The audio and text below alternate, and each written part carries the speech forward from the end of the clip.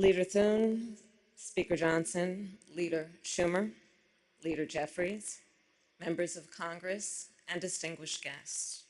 It is an honor to be with you this afternoon, and to Jack, Chip, Jeff, Amy, and Jason, and all the other members of the Carter family. On behalf of the American people, Doug and I offer our deepest condolences. Being with you today, I'm reminded of the enduring words of a favorite hymn. May the works I have done speak for me.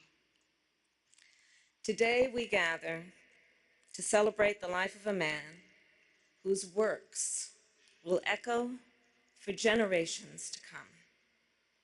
A man from Plains, Georgia, who grew up without electricity or running water and served as the 39th President of the United States of America and lived every day of his long life in service to the people.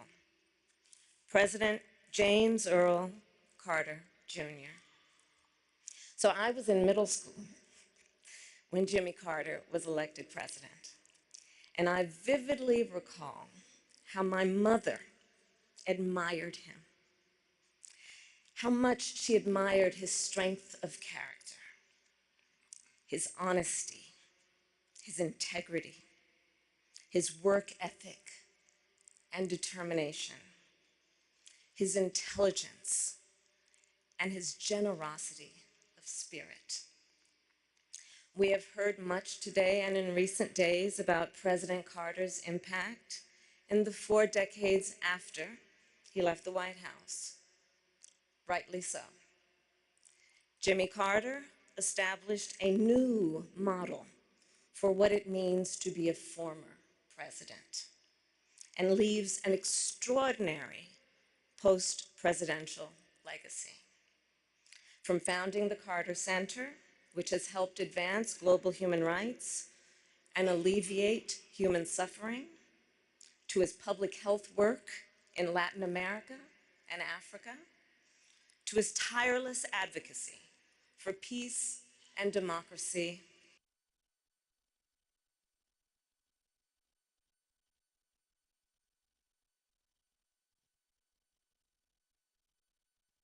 of his time.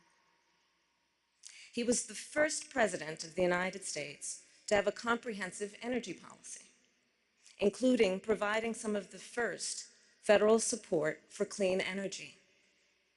He also passed over a dozen major pieces of legislation regarding environmental protection, and more than doubled the size of America's national parks, including protecting our beloved redwoods in my home state of California.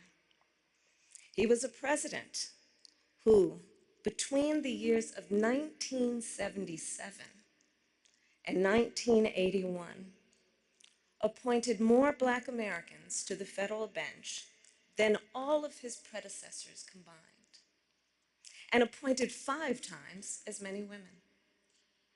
And in the wake of Watergate, Jimmy Carter passed historic ethics legislation to help rebuild America's faith in government. Jimmy Carter, as president, was also a respected global leader. To be sure, the years of his presidency were not without international crises or challenges, but his legacy of global leadership is well established.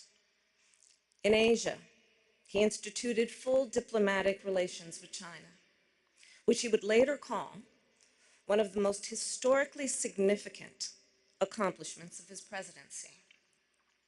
And his legacy lives on in the Middle East because, do recall, in the decades before Jimmy Carter became president, Israel and Egypt had been at war numerous times.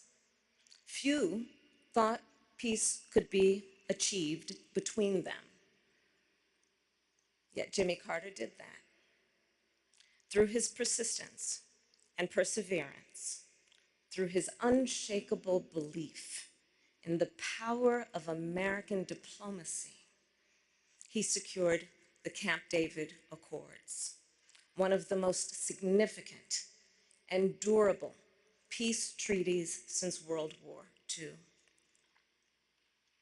And throughout the world, Jimmy Carter elevated the role of human rights in America's foreign policy priorities and uplifted the importance of civil society in doing that work. Jimmy Carter was a forward-looking president with a vision for the future. Consider his establishment of the Department of Energy in 1977, which anticipated the central role it would play in addressing the climate crisis. His creation of FEMA in 1979, which enabled our nation to mobilize a national response to disasters, which has helped countless communities rebuild and recover. And his founding of the Department of Education later that year, which elevated public education institutions and increased national standards for the education of America's children and future leaders. Jimmy Carter was that all too rare example of a gifted man who also walks with humility, modesty, and grace. Recall the stories from the 1976 campaign about how he slept in the homes of his supporters to share a meal with them at their table and to listen to what was on their minds. How on their first trip for Habitat for Humanity, Jimmy and Rosalind rode the bus with the other volunteers. And when the group stopped for the night to stay at a local church, Jimmy and Rosalind gave their private room to a young couple who had put off their honeymoon to join the trip. And with the other volunteers, they then slept on the floor of the church basement. And then, of course, his work to eradicate the vicious guinea worm disease that once disabled millions of people a year. It was one of the Carter Center's greatest triumphs. And Jimmy Carter, of course, given his nature, attributed its success not to his own leadership, but to the thousands of everyday Africans who were on the ground doing the work. Throughout his life and career, Jimmy Carter retained a fundamental decency and humility. James Earl Carter Jr. loved our country. He lived his faith, he served the people, and he left the world better than he found it.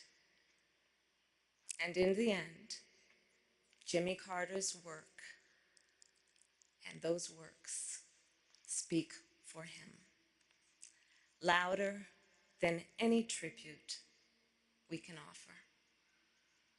May his life be a lesson for the ages and a beacon for the future. May God bless President Jimmy Carter, and may God bless the United States of America.